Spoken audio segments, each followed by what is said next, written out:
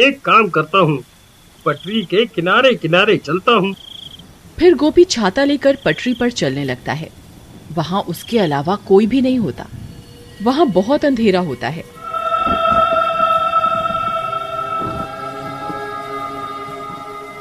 हे भगवान, यहाँ तो बहुत अंधेरा है। कहीं मैंने इस रास्ते से आकर कोई गलती तो नहीं कर दी? तभी पीछे से कोई उसका नाम पुकारता है, गोपी गोपी। अरे मर गए रे, यहाँ तो कोई भी नहीं है। फिर पीछे से मेरा नाम कौन पुकार रहा है? क्या करूं? फिर गोपी पीछे मुड़कर देखता है तो वहाँ कोई भी नहीं होता।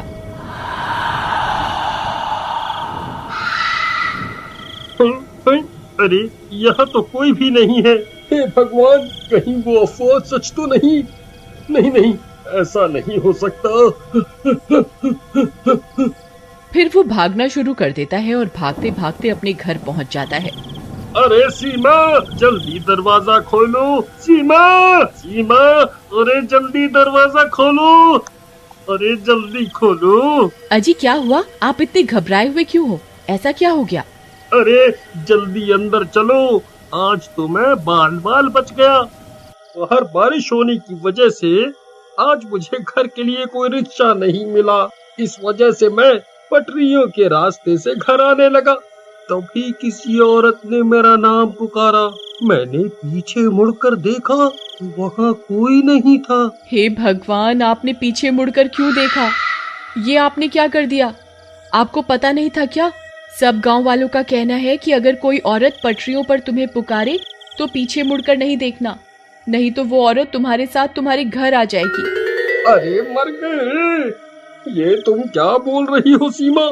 मैंने तो पीछे मुड़कर देखा था, लेकिन मुझे वहाँ कोई दिखाई नहीं दिया। अब क्या होगा? क्या वो चुड़ैल मेरे पीछे पीछे घर तक आ जाएगी? तभी कोई जोर जोर से उनके घर का दरवाजा पीटने लगता है। अरे मर गए रे, ये इतनी रात गए कौन आ गया? हाय रे, कहीं वो चुड़ैल तो नहीं आ गई?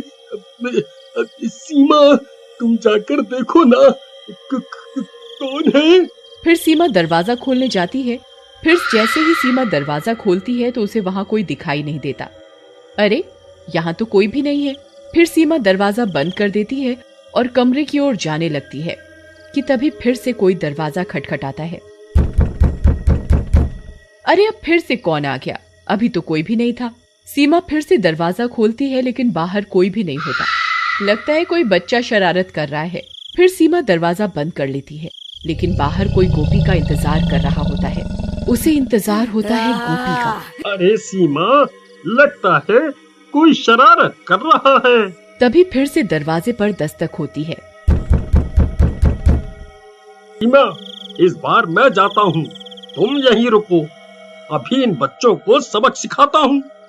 फिर गोपी दरवाजा खोलने जाता है और जैसे ही दरवाजा खोलता है उसकी आंखें फटी की फटी रह जाती हैं। तभी गोपी की चीखने की आवाज आती है। अजी अजी क्या हुआ? आप ठीक तो है ना? फिर सीमा भागते हुए दरवाजे पर जाती है, लेकिन गोपी का कोई नामो निशान नहीं होता। हे भगवान, ये कहाँ चले गए? तभी एक गांव वाला सीमा के घर के पास भागता हुआ आता है। अरे सीमा बहन, अनर्थ हो गया। तुम्हारे घर एक औरत सफेद साड़ी में आई और गोपी भाई को घसीटते हुए अपने साथ पटरियों की तरफ ले गई। लेकिन ये कैसे हो सकता है? भला एक औरत इन्हें कैसे घसीट सकती है? अरे बहना, वह कोई आम औरत नहीं थी, उसके पैर उल्टे थे। वो वही चुड़ैल थी जिसे लोगों ने अक्सर पटरियों पर चलते हुए देखा है। हे भगवान, वीरू भैया, हमें इन्हें बचाना होगा। आप चलिए मेरे साथ। फिर वे लोग अपने साथ कुछ गांव वालों को लेकर उन रेल की पटरियों की तरफ जाते हैं। वहाँ बहुत अंधेरा होता है। अरे गोपी भाई, आप कहाँ हैं? गोपी भैया, क्या आप मुझे सुन सकते हैं? अरे भाइयों, मैं यहाँ हूँ। इधर देखो आगे की तरफ, मुझे बचाओ, कोई मेरी मदद करो। अरे ये तो गोपी भैया की आवाज है। ये तो सामने से आ रही है, चलो भाइयों। फिर वे लोग दौड़ते हुए गोपी की आवाज का पीछा करने लगते हैं और कुछ ही देर में वहां पहुंच जाते हैं। वहां पहुंचकर उनकी आंखें फटी की फटी रह जाती हैं। चुड़ैल ने गोपी को रेल की पटरियों के बीच गाड़ रखा होता है। गोपी का सर बाहर होता है और बाकी का शरीर जमीन के अंदर होता है। अरे गोपी भाई, ये आपको किसने जमीन के अंदर गाड़ दिया? अरे भाई मेरी मदद करो, उस चुड़ैल ने मेरी ये हालत कर दी है।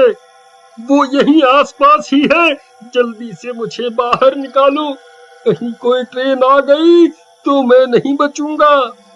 फिर कुछ गांव वाले गोपी का सर पकड़कर उसे बाहर खींचने की कोशिश करने लगते हैं। आई मम्मी, आई, अरे नास मिटो, ये क्या कर रहे हो? मेरी गर्दन धड़ से अलग करना चाहते हो क्या? आई आई। तभी डरावनी डरावनी आवाजें आने लगती हैं।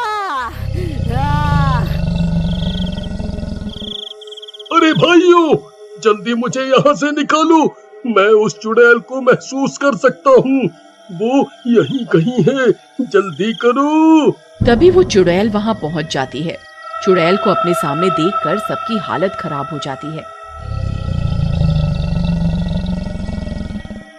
अरे मर गए रे, ये तो वही पटरियों पर घूमने वाली चुड़ैल है, अब क्या करें? भाइयों, मैं तो कहता हूँ जल्दी से यहाँ से निकल लेते हैं, नहीं तो ये किसी को जिंदा नहीं छोड़ेगी। अरे कमबख्त, मुझे यहाँ अकेला छोड़कर जाने की बात कर रहा है, मेरा क्या होगा? नहीं नहीं, मैं इन्हें अकेला छोड़कर कहीं नहीं जाऊंगी। तभी उन्हें ट्रेन की सायरन की आवाज आती है। आई मम्मी, ये तो ट्रेन की आवाज है भाई। अरे मर गया रे, अब मैं नहीं बचूंगा। अरे अरे गाँव वालों, जल्दी मुझे यहाँ से निकालो। फिर जैसे ही गांव वाले गोपी को फिर से निकालने की कोशिश करते हैं, चुड़ैल गुर्राने लगती है। अरे भागो रे, ये चुड़ैल अब हमें नहीं छोड़ेगी, भागो। फिर वे सब गांव वाले पटरी से दूर भाग जाते हैं। ट्रेन की आवाज भी अब तेज हो जाती है। सीमा दूर से आती हुई ट्रेन को देख लेती है। अब तुझे कोई नहीं बचा सकता, मैं तुझे मारकर तेरी आत्मा पर कब्जा करके और ताकतवर बन जाऊंगी। अब कोई फायदा नहीं है सीमा, ट्रेन बहुत नजदीक आ गई है, अब मैं नहीं बचूंगा। तुम यहाँ से चली जाओ, चली जाओ। नहीं नहीं जी, मैं आपको छोड़कर कहीं नहीं जाऊंगी, अगर मरना ही है तो साथ में मरेंगे। फिर इतना बोलकर सीमा गोपी के आगे लेट जाती है। नहीं सीमा, ये तुम क्या कर रही हो? देखो देखो, ट्रेन आ रही है, तुम यहाँ से हट जाओ। ए बेवकूफ औरत, ये तू क्या कर रही है? क्यों अपनी जान देना चाहती है? तू मेरा शिकार नहीं है, सिर्फ तेरे पति ने मेरी आवाज सुनी थी और मुझे पलट कर देखा था, सिर्फ ये मेरा शिकार है। तू इसकी वजह से अपनी जान क्यों दे रही है? चुड़ैल जी, ये मेरे पति हैं, मैं इनके बिना नहीं जीना चाहती। तभी वो ट्रेन और भी नजदीक आ जाती है, लेकिन सीमा का प्यार देखकर चुड़ैल का मन बदल जाता है। उसे भी अपना गृहस्थ जीवन की याद आ जाती है। अरे भाइयों, वो देखो ट्रेन आ गई, अब ये लोगों को कोई नहीं बचा सकता। तभी वो चुड़ैल अपना हाथ उठाती है और अपनी शक्तियों से ट्रेन को रोकती है। अरे वाह वाह वाह वाह, सीमा, ट्रेन रुक गई, हम तो बच गए। तुम दोनों जा सकते हो, मैं तुम्हारी जान नहीं ले सकती।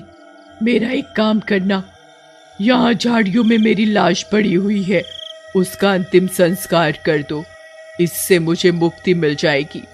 फिर गांव वाले उस चुड़ैल की लाश ढूंढते हैं और उसका अंतिम संस्कार कर देते हैं। और उस दिन के बाद से उन रेल की पटरियों पर किसी औरत की आवाज सुनाई नहीं देती।